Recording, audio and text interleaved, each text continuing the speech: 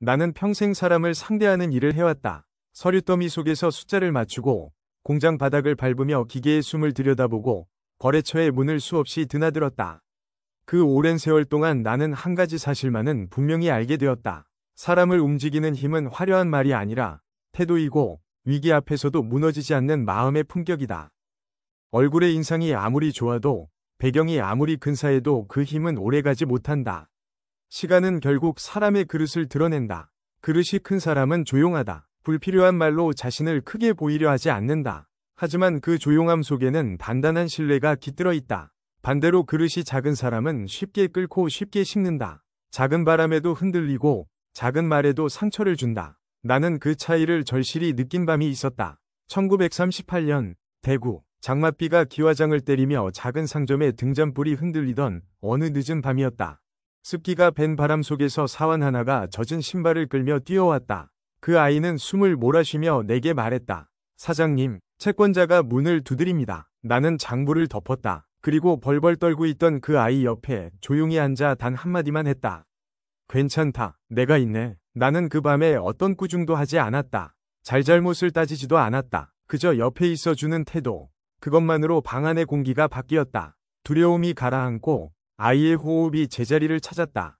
다음 날 아침, 나는 그 아이와 함께 직접 거래처를 찾아갔다. 비에 젖어 미끄러운 길, 진흙이 엉겨붙은 신발, 눅눅해진 서류 봉투. 나는 먼저 고개를 숙여 사정을 설명했다. 거래처 대표는 한숨을 내쉬며 이렇게 말했다. 사장님이 직접 오실 줄은 몰랐습니다. 믿고 기다리지요. 그 자리에서 나는 배웠다. 신뢰는 말로 쌓는 것이 아니라 태도의 누적으로 세워진다는 것을. 위기일수록 판단보다 이해를 먼저 내밀어야 한다. 지적보다 동행을 먼저 선택해야 한다. 회사가 커질수록 숫자는 커진다. 숫자가 커질수록 사람의 온도를 잃기 쉽다. 그래서 나는 임직원들에게 늘 말했다. 실수한 사람을 볼 때 먼저 그 마음을 보라. 리더는 감정을 다스릴 수 있는 사람이어야 한다. 화가 날수록 목소리를 낮추고 결론을 서두르지 않고 하루를 숙성시키는 여유를 가져야 한다. 격한 말 한 줄이 쌓아 올린 신뢰를 무너뜨리는 데는 단 1초면 충분하다. 하지만 무너진 신뢰를 다시 세우는 데는 몇 년이 걸린다. 이 원칙은 회사 밖에서도 다르지 않았다. 가정은 전장이 아니다. 일터에서 받은 스트레스와 분노를 집 안으로 들이지 않는 것. 그것은 내가 스스로 세운 질서였다. 나는 아내와 아이들 앞에서 목소리를 높이지 않으려 애썼다. 사람은 실수를 잊지만 그때의 공기와 표정은 오래 기억한다. 가족에게 남는 것은 말이 아니라 하루의 온도다. 공장에서 있었던 일이다. 보고서가 꼬여 말을 더듬던 공장장의 얼굴이 하얗게 질렸다. 방 안의 공기가 얼어붙는 것을 느꼈다. 그때 나는 짧게 웃으며 말했다. 괜찮네. 나도 긴장하면 말이 꼬여. 그 한 줄의 여유가 100명이 공기를 바꾸었다. 그때 나는 확신했다. 리더 한 사람의 균형이 조직 전체의 호흡을 바꾼다는 것을. 리더가 산처럼 서 있으면 바람이 강해도 조직은 흔들리지 않는다. 그래서 나는 삼성의 제도를 그 믿음에 맞춰 설계했다. 보고 체계는 사람의 사정을 먼저 듣는 구조로 바꾸고 회의 문화는 감정이 아니라 사실과 배려가 흐르는 장으로 만들었다. 일정 관리는 약속을 지키기 위한 장치로 삼았다. 멋진 구호는 하루에도 만들 수 있다. 하지만 작은 실행의 반복은 문화가 되어 위기의 밤을 지탱한다. 신뢰는 한 번이 거대한 행동이 아니라 작은 약속의 10,000번이다. 나는 젊은 날의 나에게도 지금 이 글을 듣고 있는 그대에게도 같은 질문을 던진다. 오늘 누군가의 불안한 마음 옆에 조용히 앉아본 적이 있는가? 이유를 따지기 전에 괜찮다. 내가 있네라고 말해본 적이 있는가? 그 한 번의 태도가 방 안의 공기를 바꾸고 공기가 바뀌면 판단이 달라지고 판단이 달라지면 내일의 이름이 달라진다. 나는 믿는다. 그릇이 곧 운명이다. 그릇이 커야 따뜻함이 닿는다. 따뜻함은 감정이 아니라 능력이고 능력은 말이 아니라 태도로 증명된다. 오늘 당신의 태도가 내일의 신뢰가 되고 그 신뢰가 당신의 평생 자산이 된다. 이것이 내가 평생의 밤과 공장의 아침, 그리고 일상의 저녁에서 건져 올린 첫 번째 원칙이다. 그릇을 키워라. 그러면 따뜻함은 자연히 따라온다. 마음을 바라보는 법, 관계를 다시 세우는 일. 조용한 새벽을 마주할 때마다 나는 늘 같은 질문을 스스로에게 던지곤 했다. 나는 지금 어디에 서 있는가? 그리고 누구와 함께 이 길을 걷고 있는가? 사람의 삶은 결국 관계라는 그물망 위에서 펼쳐진다. 아무리 능력이 뛰어나고 성과가 대단해도 함께 손을 잡아줄 사람이 없다면 그 여정은 외롭고 공허하다. 나는 오랜 시간 동안 사람을 잃어버리기도 했고, 뜻밖의 순간에 새로운 사람을 얻기도 했다. 그리고 그 모든 과정은 결국 내 마음을 어떻게 바라보고 다루는가에서 비롯된다는 것을 뒤늦게야 깨닫게 되었다. 삶이 알려준 첫 번째 진실, 마음은 결코 숨길 수 없다. 우리는 종종 감정을 숨기면 상대가 모를 것이라 착각한다. 말투를 다듬고 표정을 가다듬어도 마음속에 억눌린 감정은 결국 전해진다. 그것이 불안이든 분노든 혹은 미묘한 불편함이든 사람은 말보다 마음에 먼저 반응하는 존재이기 때문이다. 나는 한때 업무에 집중한다는 이유로 주변 사람들에게 차갑게 굴던 시절이 있었다. 겉으로는 일 때문에 바쁘다고 말했지만 사실 그 속에는 경계심과 두려움이 자리 잡고 있었다. 사람이 떠나갈까 두려워하면서도 동시에 가까이 오는 것을 피하려고 했던 것이다. 그런 내가 어느 날 문득 깨달았다. 상대가 멀어진 이유는 그들의 문제가 아니라 내가 내 마음을 정직하게 바라보지 못한 탓이라는 것을. 삶이 알려준 두 번째 진실, 사람은 당신의 말보다 당신이 어떤 사람인가에 반응한다. 우리는 좋은 말을 많이 한다. 도와드릴게요. 괜찮아요. 신경 쓰지 마세요. 하지만 말이 아무리 부드러워도 마음이 닫혀 있으면 상대는 단숨에 알아차린다. 반대로 서툰 말이라도 진심에서 나왔다면 사람의 마음을 움직인다.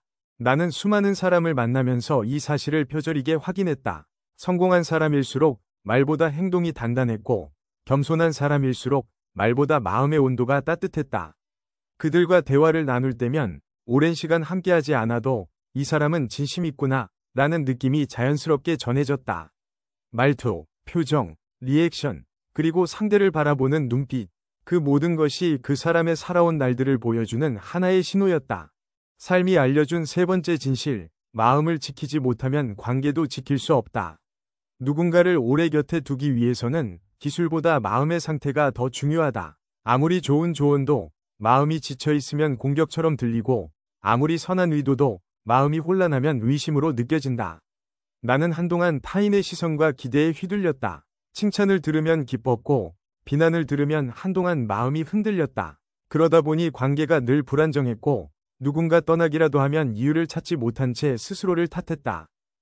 그러나 어느 날 문득 생각했다. 내 마음 하나도 지키지 못하면서 어떻게 사람을 지킬 수 있겠는가? 그 순간부터 나는 마음의 컨디션을 살피는 일을 삶의 첫 번째 과제로 삼았다. 감정이 흐트러졌을 때는 잠시 멈췄고, 분노가 치밀 때는 침묵을 선택했다. 누군가에게 상처받았을 때는 바로 반응하지 않고 먼저 내 마음을 진정시키는 시간을 가졌다. 그 과정에서 깨달은 사실이 있다. 관계를 지키기 위해 필요한 것은 노력이나 인내가 아니라 내 마음을 건강하게 유지하는 힘이다. 삶이 알려준 네 번째 진실, 말의 온도는 결국 당신의 삶을 결정한다.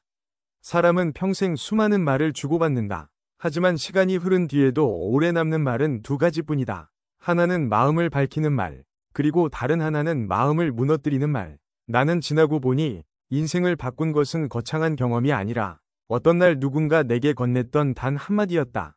당신은 스스로 생각하는 것보다 훨씬 강한 사람입니다. 지금 힘들다고 해서 실패한 것이 아닙니다. 천천히 가도 괜찮습니다. 이런 말들이 나를 다시 일으켜 세웠고, 뒤돌아보면 그 말 한마디가 새로운 길을 열어준 순간이 꽤 많았다. 이제는 누군가에게 그런 한마디를 건넬 수 있는 사람이 되고 싶다. 말이 곧 그 사람의 마음이고, 마음은 결국 그 사람의 인생을 만든다는 것을 알게 되었기 때문이다. 마무리, 마음을 들여다보는 일은 삶을 다시 시작하는 일이다. 우리는 모두 누군가의 말에 상처받고 누군가의 행동에 힘을 얻으며 살아간다. 그러나 진짜 중요한 것은 외부에서 오는 자극보다 내 마음이 그것을 어떻게 해석하고 받아들이느냐이다. 스스로의 마음을 정직하게 바라보고 그 마음을 바탕으로 관계를 다시 세우기 시작할 때 비로소 삶도 천천히 바뀌기 시작한다. 그리고 나는 믿는다. 마음을 지키는 사람은 결국 관계도, 삶도, 미래도 지키게 된다는 것을. 사람을 바라보는 새로운 시선. 사람을 오래 관찰하다 보면 보이지 않던 것들이 어느 순간 또렷하게 드러나는 순간이 있다. 나는 그 경험을 꽤 늦은 나이에야 비로소 맞이했다. 바쁘다는 이유로, 살아남아야 한다는 이유로 나는 늘 결과만 바라보고 사람을 판단하는 습관이 있었다. 그러나 어느 날 문득 깨달았다. 사람을 진짜로 이해하는 일은 그들이 보여주는 겉모습을 평가하는 것이 아니라 그들이 견뎌온 시간을 바라보는 일이라는 사실을. 겉모습 뒤에 숨겨진 이야기를 볼 수 있을 때 어느 회의 자리에서였다. 업무 능력만으로는 설명되지 않는 차이를 나는 분명히 느꼈다. 어떤 사람은 말 한마디 없이도 신뢰를 줬고 누군가는 화려한 언변에도 불구하고 묘하게 불안함이 느껴졌다. 그때 나는 깨달았다. 사람의 신뢰감은 말에서 나오지 않는다. 살아온 태도에서 나온다. 겉으로 보기에 무뚝뚝하고 조용한 사람도 그 속에는 오랜 시간 다져온 진심과 성실함이 스며 있다. 반대로 외향적으로 보이고 센스가 좋아도 마음 깊은 곳에서 불안이 흔들리고 있다면 그 분위기는 결국 밖으로 새어나온다. 그런 의미에서 사람을 바라보는 새로운 시선은 겉모습이 아니라 인생의 깊이를 바라보는 눈이다. 사람을 평가하기 전에 나는 어떤 눈으로 사람을 보고 있는가를 먼저 돌아보라. 오랫동안 나는 사람을 너무 빠르게 판단하는 실수를 반복했다. 경험이 많다는 이유로, 직감이 좋다는 이유로 상대를 제대로 이해하기도 전에 결론을 내려버리는 경우가 많았다. 그러나 나이가 들고 수많은 사람을 만날수록 나는 하나의 진실을 깨닫게 되었다. 사람에 대한 나의 판단은 종종 내 마음의 상태를 반영한다. 내가 불안하면 사람도 불안하게 보였고, 내가 지쳐있으면 상대의 말도 가시처럼 느껴졌다. 내 마음이 평온할 때만이 상대의 진심도 제대로 들리고 보이기 시작했다. 결국 사람을 이해한다는 것은 상대를 분석하는 것이 아니라 내 마음의 렌즈를 먼저 닦는 일이다. 상처 많은 사람일수록 마음을 세게 지키려 한다. 나는 성공한 사람뿐만 아니라 실패한 사람들을 더 많이 만났다. 그들과 대화를 나누다 보면 한 가지 공통점이 있었다. 바로 상처받은 사람일수록 마음을 더 단단하게, 때로는 날카롭게 지키려 한다는 것이다. 때로는 지나친 완벽함으로, 때로는 무관심한 태도로, 때로는 냉정한 판단으로. 그러나 그 모든 행동의 바닥에는 다시 상처받고 싶지 않다는 마음이 깊게 깔려 있었다. 이 사실을 이해하고 나서야 나는 사람을 속단하지 않게 되었다. 누군가의 차가운 말 뒤에는 그들만의 아픈 이야기와 상처가 숨어 있다는 것을 알게 되었기 때문이다. 그 이해는 내 삶뿐 아니라 내 관계까지도 부드럽게 바꾸어 놓았다. 사람을 잃지 않는 가장 확실한 방법, 상대의 침묵을 존중하는 것. 사람은 말보다 침묵 속에서 더 많은 진심을 드러낸다. 상대가 아무 말도 하지 않을 때 우리는 종종 그것을 무관심이나 거절로 받아들인다. 하지만 나는 배웠다. 침묵은 때때로 그 사람이 나에게 보내는 가장 솔직한 감정의 신호라는 것을. 말로 표현하지 못한 불안, 차마 꺼내지 못한 고민, 혹은 마음속에서 조심스레 다루고 있는 상처. 이 모든 것이 침묵의 형태로 흘러나온다. 그래서 나는 상대의 침묵을 재촉하지 않기로 결정했다. 말을 억지로 끌어내기보다 그가 말하고 싶은 순간까지 기다려주는 것이 진짜 관계를 지키는 방법이라는 것을 깨달았기 때문이다. 사람을 바라보는 눈이 바뀌면 내 삶도 조용히 달라진다. 사람을 이해하는 태도는 결국 삶의 방향을 바꾼다. 나는 예전보다 훨씬 천천히 사람을 바라보게 되었고, 누군가의 단점을 보기보다 그가 지켜온 노력과 마음의 깊이를 먼저 보려고 노력했다. 그렇게 시선을 바꾸기 시작하자 사람을 잃는 일도, 관계에 지치는 일도 줄어들었다. 누군가를 쉽게 오해하지 않게 되었고, 마음을 닫아버리던 순간들도 서서히 사라졌다. 사람을 보는 방식이 바뀌면 내 삶에 들어오는 사람도 달라진다. 그리고 그것은 아주 조용하게, 그러나 분명하게 나의 인생을 바꾸기 시작했다.